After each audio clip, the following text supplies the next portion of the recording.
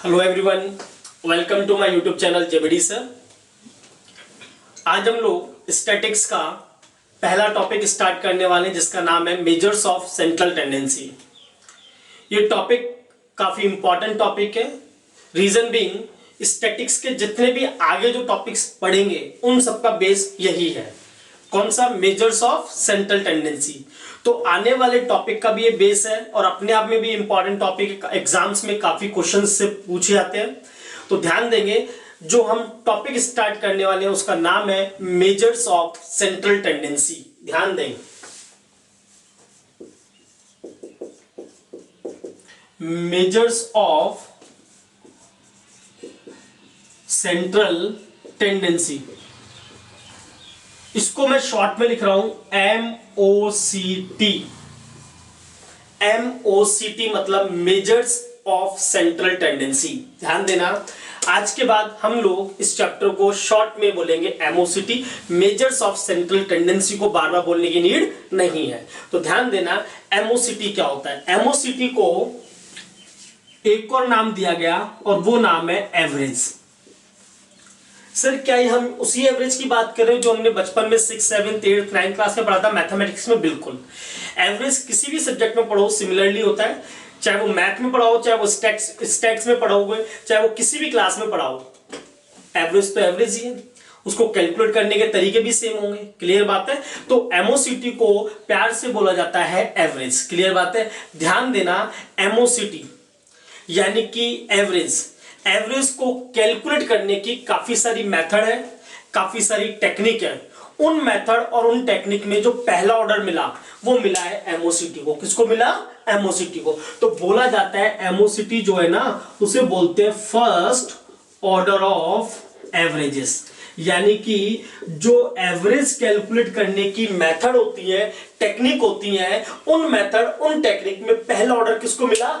MOCT को। Clear बात है? ध्यान देना, हमारे पास जितना भी डेटा कलेक्ट हुआ है, हमने जितना भी डेटा कलेक्ट किया है, हमने जो भी ऑब्जर्वेशन किया है, उनकी सेंट्रल लोकेशन को मेजर करने के लिए जो मेथड यूज करते हैं उसे बोलते हैं MOCT। क्या बोलते हैं? MOCT। यानी कि MOCT क्या मेजर करता है? Central location. मोस्ट इंपॉर्टेंट चीज ध्यान देना, हमारे पास जितना भी डेटा अवेलेबल होता है, हमारे पास जो भी ऑब्जर्वेशन होते हैं, उनकी सेंट्रल लोकेशन मेजर कौन करता है? MOCT। क्लियर बात है? इसलिए इस MOCT के काफी सारे अलग अलग नाम है। लाइक सेंट्रल वैल्यू, वो सेंट्रल लोकेशन डिटरमाइन करता है, इसलिए इसका सेंट्रल वैल्यू। क्लियर बात है? ये पूरे डेटा को रिप्रेजेंट करता है, इसलिए रिप्रेजेंटेटिव वैल्यू। सबसे इंपॉर्टेंट है इसलिए लैडर वैल्यू, और स्टेट्स की वैल्यू डिटरमाइन करता है तो स्टैटिकल वैल्यू। ध्यान देंगे सभी लोग, हमने चैप्टर स्टार्ट किया MOCT, measures of central tendency. Hindi में बोलते हैं केंद्रीय प्रवृत्ति के माप। क्या बोलते हैं? केंद्रीय प्रवृत्ति के माप। ध्यान देना, MOCT का मतलब होता है एवरेज यानी कि औसत। और एवरेज को कैलकुलेट करने की काफी सारी मेथड है, काफी सारी टेक्निक है, जिस मेथड में पहला ऑर्डर दिया गया किसको? MOCT को। इसलिए MOCT को बोला जाता है फर्स्ट ऑर्डर ऑफ एवरेज। हमारे पास जितना भी डेटा अवेलेबल होता है, जितना भी ऑब्जर्वेशन हम लोग करते हैं, उनमें से सेंट्रल लोकेशन को मेजर करने के लिए कौन सी टेक्निक यूज की जाती है? MOCT। इसलिए इसके प्यार से अलग अलग नाम क्या है? Central value, representative value, ladder value और स्टैटिकल वैल्यू। क्लियर बात है? आई होप आपको ये चीजें क्लियर हुई होगी। आप चाहे तो इसका स्क्रीनशॉट ले सकते हैं। आगे बढ़ते हैं।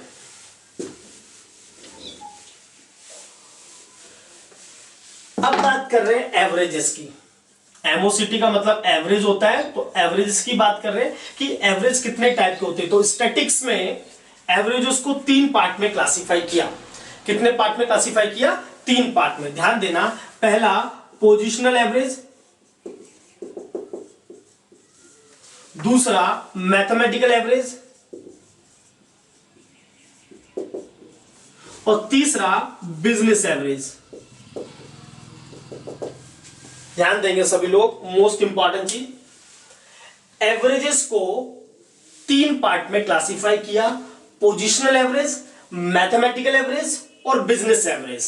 अब इन तीनों में क्या क्या आएगा? तो ध्यान दें, पोजिशनल एवरेज में 2 चीजें आती हैं। पहला मीडियन, जिसे डिनोट करते हैं कैपिटल M से। दूसरा आता है मोड, जिसे डिनोट करते हैं कैपिटल जेड से। तो पोजिशनल एवरेज कितने टाइप के हुए? दो टाइप के। कौन कौन सा? मीडियन और मोड। मैथमेटिकल एवरेज चार टाइप के होते हैं। क्लियर बात है, ध्यान देंगे सभी लोग। पहला अर्थमेटिक मीन, इसे अर्थमेटिक मीन बोल दो, मीन बोल दो या समांतर माध्य बोल दो, तीनों एक ही नाम है। इसे डिनोट करेंगे एक्स बार से।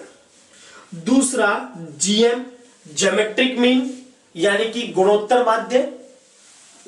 एचएम मतलब हार्मोनिक मीन यानी कि हरात्मक माध्य। क्यूएम यानी कि क्वाड्रेटिक मीन।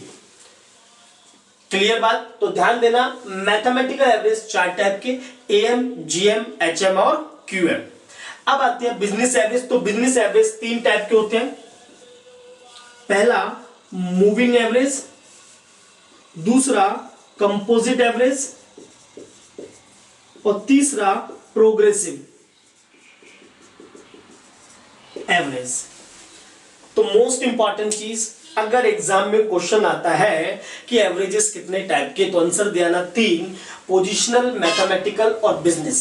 एग्जाम में क्वेश्चन आता है कि अर्थमेटिक मीन कौन सा एवरेज, तो मैथमेटिकल।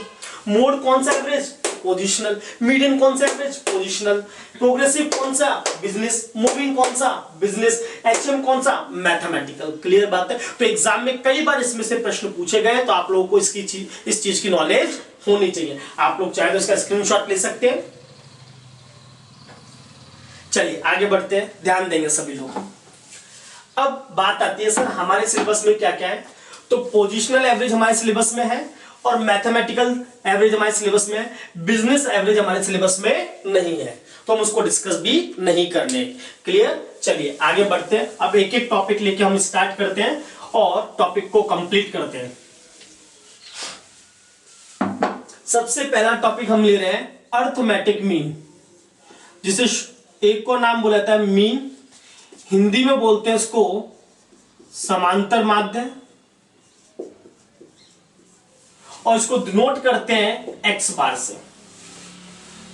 अर्थमेटिक मीन बोल दो, समांतर माध्य बोल दो, एक्स बार बोल दो। मैं आगे से इसको मीन बोलूंगा। क्लियर बात? ध्यान देंगे। तो पहले इसके बारे में कुछ थ्योरेटिकल फ्रेमवर्क देखते हैं कि मीन आखिर होता क्या है। तो पहली चीज, मीन एक मैथमेटिकल एवरेज है। कौन सा एवरेज है? Mathematical average. अभी हमने कुछ देर पहले ही पढ़ा था मैथमेटिकल एवरेज चार टाइप का, एएम, जीएम, एचएम, क्यूएम। तो मीन कौन सा एवरेज है? Mathematical average.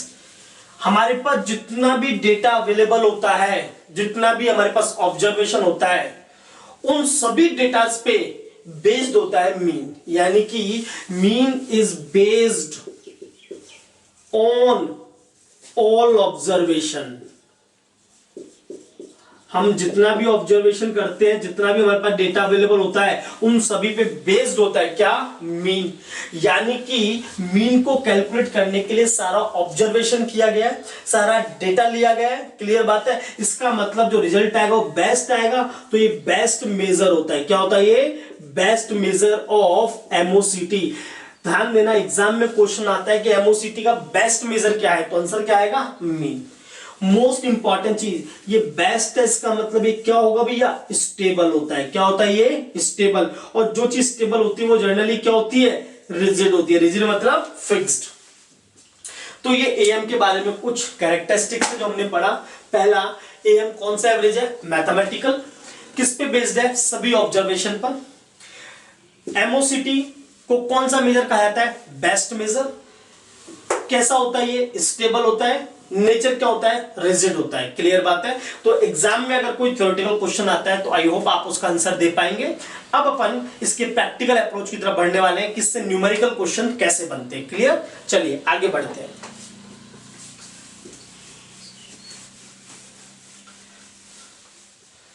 हाँ भाई, एक्स बार को तीन सीरीज में कैलकुलेट करते हैं, इंडिविजुअल सीरीज, डिस्क्रीट सीरीज और कंटिन्यूअस सीरीज।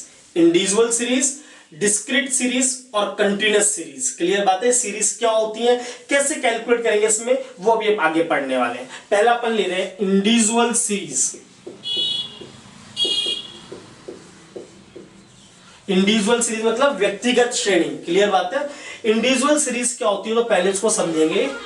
ऐसी सीरीज जहां पर डेटा अनक्लासिफाइड हो, ये इंपॉर्टेंट चीज। ऐसी सीरीज जहां पे डेटा अनक्लासिफाइड हो, क्लासिफाइड मतलब एक सिस्टमेटिक वे में, लाइक अपन पढ़ाई कर रहे हैं तो अकाउंट्स की कॉपी अलग बनाई, स्टैटिक्स की कॉपी अलग बनाई, टैक्स की कॉपी अलग बनाई, कॉस्टिंग की कॉपी अलग बनाई, लॉ की अलग बनाई, इकोनॉमिक्स की अलग बनाई, तो हमने क्या करा, सब्जेक्ट्स को क्लासिफाई कर दिया। पर अगर अपन एक ही कॉपी बना रहे हैं और उसी में सारा काम कर रहे हैं तो हमारा काम कैसे हो जाएगा, अनक्लासिफाइड। तो अनक्लासिफाइड में तो सिर्फ एक ही चीज है ना, सिर्फ एक कॉपी, जबकि क्लासिफिकेशन काफी अलग अलग टाइप का हो गया। तो ऐसा डेटा जो क्लासिफाइड नहीं, उसे क्या बोलते हैं, अनक्लासिफाइड डेटा। तो इंडिविजुअल सीरीज में डेटा क्या होता है, अनक्लासिफाइड, यानी कि वैल्यूज अलग अलग होगी या सिर्फ एक ही वैल्यूज होगी, तो आंसर आएगा एक ही वैल्यूज होगी। और अनक्लासिफाइड डेटा का मतलब है यहां पे सिर्फ एक ही वैल्यू होती है, उसका नाम होता है एक्स वैल्यूज। तो only X values are given. ध्यान देना, इंडिविजुअल सीरीज में डेटा कैसा होता है, अनक्लासिफाइड, और कौन सी वैल्यू गिवन होती है, एक्स वैल्यू। क्लियर बात है। चलिए, एक्स बार कैलकुलेट कैसे करते हैं, तो उसके दो मेथड हैं। कितने मेथड हैं, दो मेथड। पहला डायरेक्ट मेथड और दूसरा शॉर्टकट बोल दो या इनडायरेक्ट बोल दो, एक ही चीज है। एक्स बार को इंडिविजुअल सीरीज में कैलकुलेट करने की दो मेथड है, डायरेक्ट और शॉर्टकट। क्लियर बात है। अब बात आती है कि डायरेक्ट मेथड में एक्स बार कैसे कैलकुलेट करना है, तो एवरेज कैसे निकालते, कोई नई चीज नहीं सिखा रहा हूं। फॉर एग्जाम्पल, बचपन में हम लोग सीखा है कि 10, 20, 30 इसका एवरेज निकालना है, तो टीचर ने सिखाया कि इन तीनों को प्लस कर दो और कितनी डिजिट है, 3, तो डिवाइड कर दो, तो कितना आंसर आएगा, 20। ये एवरेज है। तो हमने क्या किया, हमारे पास जितना भी डेटा है, जितना भी ऑब्जर्वेशन था, उनका सम किया टोटल और डिवाइड कर दिया नंबर से। तो यही फॉर्मूला यहां पे बन गया। क्या फॉर्मूला बन गया, sum of observation, sum of observation upon number of observation. Clear बात है। ये तो थ्योरेटिकल हो गया। मैथमेटिकली फॉर्मूला क्या बन गया, सिग्मा एक्स अपॉन एन। जितनी भी एक्स वैल्यूज गिवन हो उसका टोटल लगाओ, उसे बोलेंगे समेशन या sigma X upon N. Clear बात। ये डायरेक्ट मेथड है। शॉर्टकट मेथड में कैसे कैलकुलेट होगा, X bar is equal to A plus sigma D X upon N. Student सोच रहे सर डायरेक्ट मेथड ही बेटर है, यहाँ तो x का टोटल लगाओ, डिवाइड कर दो n से, यहाँ पे नेतागिरी हो रही है, कोई दिक्कत नहीं है। पर एग्जाम में सपोज करो पूछ लिया कि आप इनडायरेक्ट से ही करो, शॉर्टकट से करो, तो हमें करना पड़ेगा ना। तो हमें दोनों मेथड आने चाहिए। तो ध्यान दें, a का मतलब क्या होता है, तो a का मतलब होता है अज्यूम्ड मीन। सर ये अज्यूम्ड मीन क्या चीज होती है, भैया हमारे पास जो x वैल्यूज है ना, उसमें से किसी भी एक वैल्यू को अज्यूम कर लेते हैं और उस वैल्यू को बोलते हैं अज्यूम्ड मीन। सर कौन सी वैल्यू अज्यूम करनी है, कोई सी भी कर लो, ऊपर की, नीचे की, बीच की, पहली, लास्ट, कोई सी भी वैल्यू, वो हमारे ऊपर डिपेंड करता है। क्लियर बात है। कैसे करेंगे अभी एक एग्जांपल थ्रू और क्लियर हो जाएगा। फिर हमको निकालना है dx, तो dx निकलता है x माइनस ए। जो आपने a वैल्यू अज्यूम किया उसे x में से माइनस कर दो तो आ जाएगा हमारा dx। क्लियर बात है। चलिए आप लोग इसका स्क्रीनशॉट ले सकते हैं सभी लोग।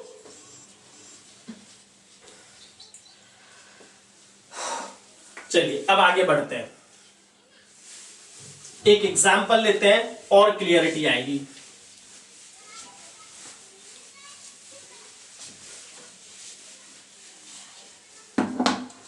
देखो ध्यान से, मैंने एक एग्जाम्पल लिया 10, 40, 60, 100 और 200। मैंने कहा मीन कैलकुलेट करो। ठीक है भैया, दोनों मेथड से कैलकुलेट कर रहा हूं मैं, डायरेक्ट से भी और शॉर्टकट से भी। क्या फॉर्मूला डायरेक्ट में, X bar is equal to sigma X upon N. तो X bar is equal to 10 plus 40 plus 60 plus 100 plus 200 और डिवाइड बाय कितने नंबर है, 1 2 3 4 5, डिवाइड कर दो 5 से। तो एक्स बार हमारा कितना आएगा, 10 और 40 50, 50 और 60 110, 110 और 100 210, 210 और 200 410।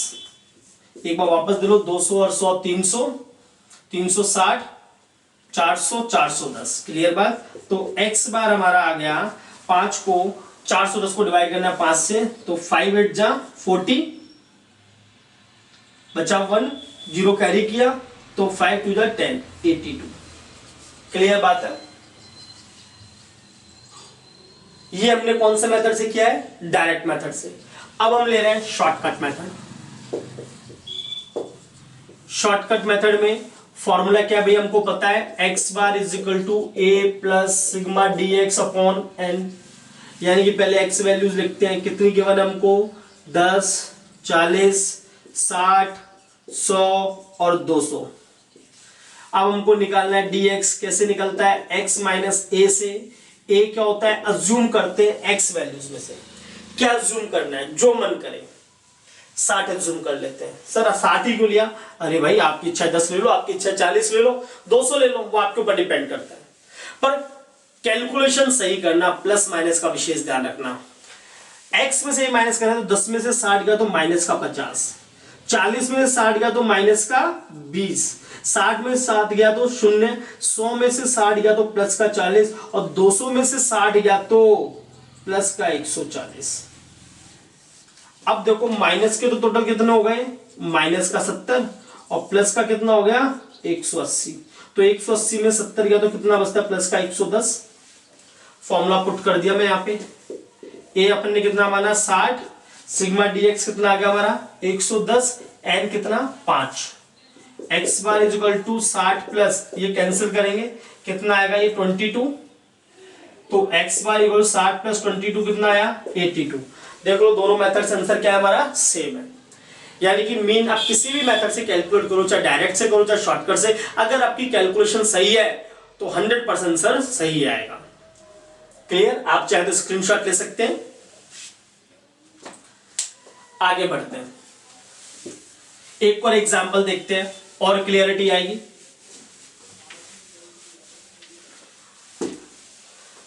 अब देखो मैं एक एग्जांपल ले आओ, 10, 20, 30, 40, 50, 60। मैंने कहा एवरेज निकालो। तो कैसे निकालने? मैं भी डायरेक्ट मेथड से निकाल रहा हूं। Sigma X upon N, 10 plus 20 plus 30 plus 40 plus 50 plus 60 divide by 6 item है, डिवाइड बाय 6। 10 और 20 30 और 30 60, 60 और 40 100, 150 और 210, 210 डिवाइड बाय 6 कितना आया? काटा पीटी करेंगे तो 6 3 जा 18, 3 6 5 जा 30। तो X bar is equal to 35। आप शॉर्टकट से भी करोगे तो भी यही आएगा। पर अब एक बात में ध्यान देना, यहां पे जो एक्स वैल्यूज है क्या उनमें यूनिफॉर्म गैप है? क्या इक्वल गैप है? क्या क्या कंटिन्यूटी है? क्या बोले सर यस सर, 10 20 30 40 50 60 कंटिन्यूटी है ना। तो यहां पे एक ऑल्टरनेटिव फॉर्मूला भी लग सकता है। कौन सा? First value plus last value divide by 2। Check करो, पहली वैल्यू 10, दूसरी वैल्यू 60, सॉरी पहली value 10, last value 60 divide by 2 कर दो तो 70 डिवाइड बाय 2 तो 35। सर तो सेम आ गया? बिल्कुल सेम आएगा। जब जो डिजिट है हमारे पास, जब डेटाज है वो इक्वल गैप से हो, कंटिन्यू हो, तो वहां पे अपन इतना बड़ा मेथड एप्लीकेबल करने की नीड नहीं है। तो हम डायरेक्ट कैलकुलेट कर सकते हैं। कैसे? X bar is equal to first value plus last value divide by 2। For example एक और एग्जाम्पल दूं, 1 2 3 4 5 6 और 100 चल रहा है 119 तक। एवरेज निकालो। तो अब इतने सारे डिजिट को प्लस करेंगे तो माहौल बन जाएगा। डायरेक्ट निकाल लेंगे, पहली value plus last value divide by 2, तो 120 डिवाइड बाय 2 कितना आ जाएगा? एवरेज 60। पर ये तभी एप्लीकेबल होगा जब इक्वल गैप और कंटिन्यूटी हो, अदरवाइज हमको डायरेक्ट और शॉर्टकट फॉर्मूला एप्लीकेबल करने। डायरेक्ट का मेथड क्या भैया? X bar is equal to sigma X upon N, और शॉर्टकट का फॉर्मूला क्या है? X bar is equal to A plus sigma D X upon N. अगर डिजिट में जो डेटाज में कंटिन्यूटी नहीं है, एक गैप इक्वल नहीं है, तो आपको डायरेक्ट और शॉर्टकट फॉर्मूला एप्लीकेबल करना है। पर यहाँ पे जो आपको एक्स वैल्यूज गिवन है उसमें कंटिन्यूटी हो, इक्वल गैप हो, तो वही अल्टरनेटिव फॉर्मूला यूज करना है, first value plus last value divide by 2। Clear बात है? आज हम लोगों ने एमओसीटी जो चैप्टर है स्टैटिक्स का वो स्टार्ट किया है, जिसमें हम पहली कैलकुलेशन पढ़ रहे हैं मीन, और मीन को हम 3 लेक्चर में कंप्लीट करेंगे। मैं नहीं चाहता आपके ऊपर किसी भी टाइप का बर्डन पड़े, तो अपन इसको 3 पार्ट में 3 लेक्चर में कंप्लीट करेंगे, जिसका आज फर्स्ट लेक्चर हम लोगों ने पढ़ा है। और आई होप आपको कोई भी डाउट नहीं होगा। अगर आपको किसी भी टाइप की कोई डाउट है, कोई क्वेरी, तो आप कमेंट सेक्शन में लिख सकते हैं। और अगर आपको स्टैटिक्स के एमओसीटी के हैंड रिटन नोट्स चाहिए तो आप मेरा टेलीग्राम चैनल ज्वाइन कर सकते हैं, जिसका लिंक मैंने डिस्क्रिप्शन में दिया है। वहां पे आपको स्टैटिक्स में एमओसीटी चैप्टर के नोट्स मिल जाएंगे। मैं आप लोगों से रिक्वेस्ट करूंगा, आप इस चैनल को ज्यादा से ज्यादा सब्सक्राइब करें, शेयर करें, बेल आइकन को प्रेस करें, ताकि आपको लेटेस्ट वीडियोस के नोटिफिकेशन मिल सके। तब तक के लिए take care, stay safe, bye.